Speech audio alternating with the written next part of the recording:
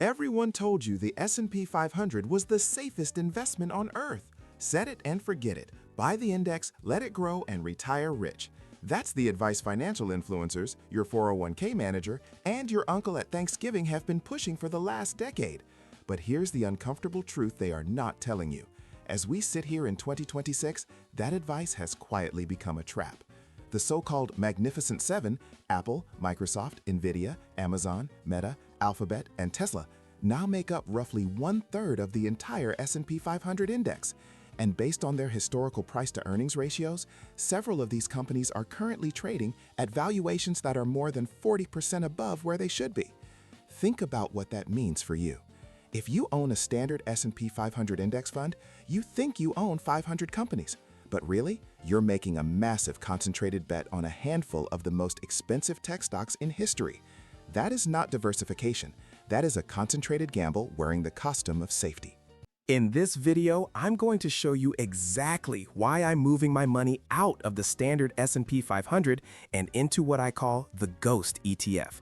It's a fund that most investors completely ignore, but it is currently paying out nearly 4 times the income of the S&P 500 with far less volatility.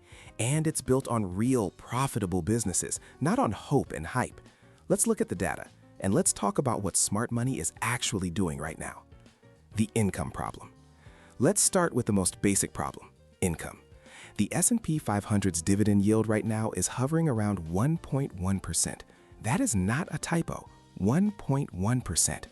If you have worked your entire life, saved $1 million, and parked it in a standard index fund, congratulations. You are earning $11,000 a year in cash flow. That's $916 a month. You cannot live on that. Now, a lot of people say, but the market grows over time. You can just sell shares. And yes, that's true until it's not. Until you hit a bad sequence of returns or a correction or a flat decade like we saw from 2000 to 2010. When you're selling shares to pay your bills during a downturn, you are permanently destroying your portfolio. It's called sequence of returns risk, and it's the silent killer of early retirement dreams. The shift smart money is making. We have entered what I call a cash flow first economy. The era of zero interest rates is gone. Borrowing is expensive again. Inflation has reset the baseline cost of living. And in that world, waiting around for Nvidia to double again is not a retirement strategy. It is a wish. Smart money, the investors who have been through multiple market cycles, is shifting towards assets that pay you now, that generate real income, that don't require a bull market to keep running just to stay afloat. And here's the thing that really woke me up to this. I ran the numbers on what would happen to a standard S&P 500 investor during a 30% market correction, which historically happens roughly every 8 to 10 years, compared to someone holding a high dividend fund. The difference was staggering, not just in portfolio value, but in sleep quality. Because one person is panic selling and the other is getting paid to wait. So the question I asked myself was, how do I stay invested in great American companies but completely re-engineer my income and my risk exposure? And that search led me to the Ghost ETF. Introducing SCHD. Let me introduce you to SCHD, the Schwab US Dividend Equity ETF. Why do I call it the Ghost ETF? Because in a financial media world absolutely obsessed with AI, semiconductors, and trillion-dollar tech companies, this fund flies completely under the radar. You won't see it trending on Reddit. CNBC isn't doing 10-minute segments on it every day. It's quiet, it's boring, and it has been building wealth for patient investors in the background for years. Here's what's inside SCHD. Instead of being top-heavy with high-flying tech names, this fund holds companies like PepsiCo, Chevron, AbbVie, Cisco, and Home Depot. These are businesses that have generated real profits through every single recession since the 1920s. They don't need a perfect economy to survive. They don't need 0% interest rates to maintain their margins. They just keep making money, and they share that money with their shareholders through dividends. Let me give you the 3 numbers that made me move money. First, yield. SCHD currently yields approximately 3.9%. Compare that to the S&P 500's 1.1%. On a $1 million portfolio, that's the difference between $11,000 a year and $39,000 a year. That's a $28,000 swing per year in actual cash hitting your account. Second, dividend growth. This isn't a fund that just pays a static dividend. Over the last decade, SCHD has grown its dividend at roughly 10% per year on average. That means your income goes up every single year, even if you don't add a single dollar. That's how you beat inflation without selling a single share. Third, durability. The fund selects companies based on strict financial health criteria, cash flow ratios, return on equity, dividend consistency. It's not just chasing the highest yielders. It's targeting companies with the strength to keep paying and growing those dividends for decades. And here's the kicker. During bear markets, the times that actually determine whether most investors retire on schedule or don't, SCHD has historically held up significantly better than the S&P 500. Why? Because dividend stocks are supported by real cash flows. When the economy wobbles, income-generating companies don't collapse as fast because investors looking for yield pile in and support the price. It's a natural shock absorber. The 40-40-20 framework. Now let me show you exactly what I'm doing and why the structure matters as much as the individual funds. I am not saying tech is dead. I'm not saying sell everything. What I am saying is that your portfolio foundation needs to change. Because right now, most standard index fund investors have accidentally built a foundation of sand, overweight in the most expensive sector, paying almost nothing in income, and fully dependent on continued price appreciation just to break even. My current allocation is a 40-40-20 framework. Let me break it down. 40% in dividend income.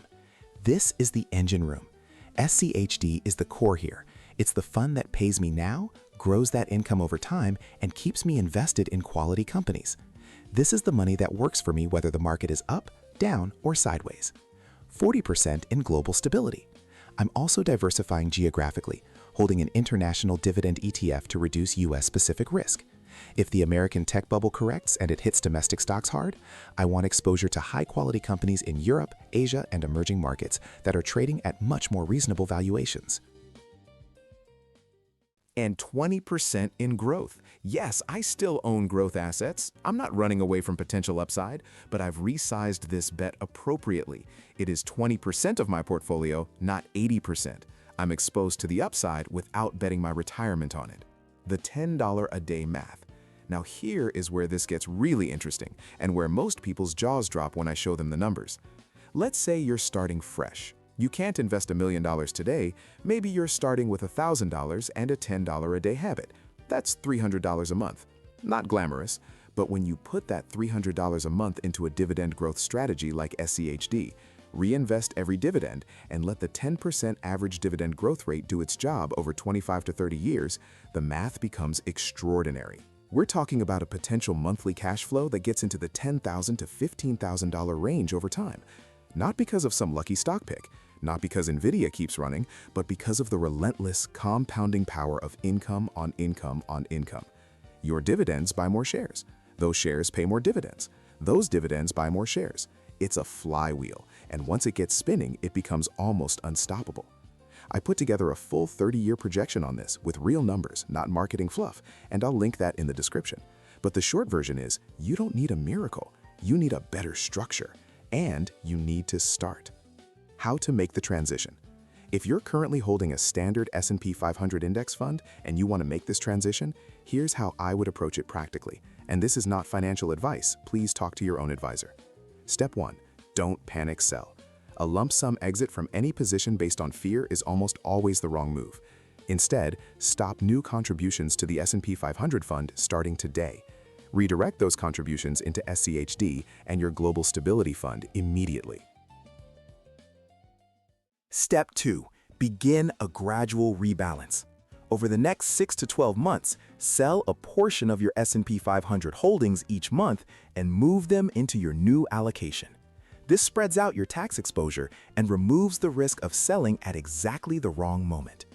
Step 3. Turn on dividend reinvestment. Make sure every dividend paid by SCHD is automatically reinvested. Do not touch that income. Let it compound. The reinvestment is what turns a decent strategy into a wealth-building machine. The stakes. Why now? I want to be clear about something before I wrap up. I am not predicting a crash. No one can do that honestly. What I am saying is that the conditions that have historically preceded major corrections are present right now in 2026. And the time to build a better foundation is before the storm, not during it. Think about the dot-com bubble. Cisco, Intel, Microsoft, these were not bad companies. They were excellent companies, but they were priced for absolute perfection. When growth slowed even slightly, they dropped 60, 70, 80%, and it took more than a decade for some of them to recover. Now look at today's Magnificent Seven. Apple is one of the greatest businesses ever built. NVIDIA has become essential infrastructure for AI. But when you buy them at 40% above their historical earnings value, you are paying for 10 years of future growth today. You are pricing in perfection. And in investing, perfection is always fragile. The investors who will look back on 2026 as the year they made a generational financial decision are not the ones who stayed glued to the same index fund because it felt safe. They are the ones who asked, is this actually diversified? Is this actually paying me? And if the answer is no, what am I going to do about it? You're watching this video. That means you're asking the question. That's already more than most people do.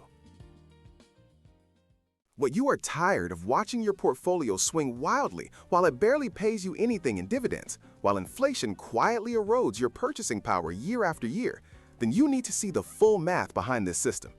I put together a deep dive on the 3 specific ETFs I'm using to replace the S&P 500. It's the next video right here on the screen. I walk through the 30-year projection in detail, show you the exact allocation percentages I use, and explain how you can start building this with as little as $10 a day.